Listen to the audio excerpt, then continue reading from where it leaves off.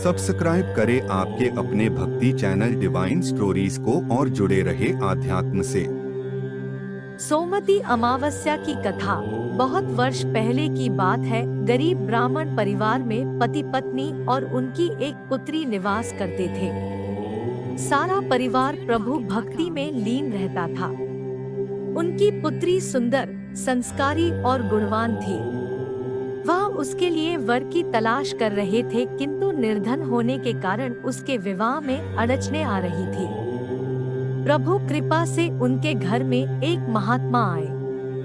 उस कन्या की सेवा भावना से खुश होकर उन्होंने उसे आशीष दिया। तो उस लड़की के पिता ने कहा, महात्मा जी, बहुत समय से हम अपनी लड़की के लिए वर की तलाश कर रहे हैं, मगर हमारी गरीबी की वजह से हर बार बात बनते बनते रह जाती है। कृपया बताएं कब हमारी बेटी के हाथ पीले होंगे। महात्मा जी ने उस लड़की का हाथ देखा और बोले, इस लड़की के हाथ में तो विवाह की रेखा ही नहीं है। लड़की के पिता बोले, माफ करना महात्मा जी, मैं आपके कहने का तात्पर्य नहीं समझ पाया। महात्मा जी ने कहा, इस लड़की के भाग्य में विवाह सुख नहीं है। महात्मा जी के मुख से ऐसे वचन सुनकर ब्राह्मण दंपति रोते रोते महात्मा जी के चरणों में गिर गए और उनसे इस समस्या का समाधान बताने के लिए विनती करने लगे। महात्मा जी ने उन्हें अपने चरणों से उठाया और बोले, पास के ही एक गांव में सोना नामक धोबिन जाति की एक पतिव्रता महिला अपने पति, बेटे और बहू के साथ निवास करती है, जो कि एक महान पतिव्रता स्त्री है। यदि आपकी लड़की उसे अपनी सेवा से प्रसन्न कर लेती है, तो आशीष स्वरूप उससे उसकी मांग का सिंदूर ले ले, तभी इस लड़की का विवाह संभव है। ऐसा करने से इसे अमोघ सुहाग भाग की प्राप्ति भी होगी।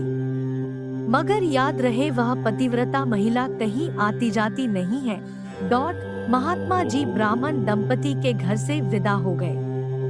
ब्राह्मणी ने अपनी लड़की को अगले दिन भोर फटते ही धोबिन की सेवा करने भेज दिया। लड़की पूरे दिल से सोना धोबिन के घर की साफ सफाई और अन्य सारे कार्य कर उनके उठने से पूर्व ही अपने घर लौट आती। यह क्रम बहुत दिन तक चलता रहा। एक दिन सोना धोबिन अपनी बहू को शाबाशी देते हुए बोली, तुम तो ब्रह्मा मुहूर्त में उठकर ही घर का सारा काम कर लेती हो और मुझे आभास तक नहीं होता। बहू बोली, नहीं माता जी, मैं तो सुबह देरी से उठती हूँ।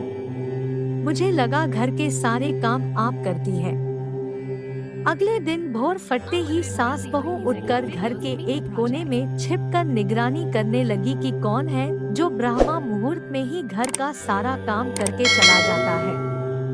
अपने निर्धारित समय पर ब्राह्मण की बेटी आई और मुख से भजन करते करते घर का काम दिल से करने लगी।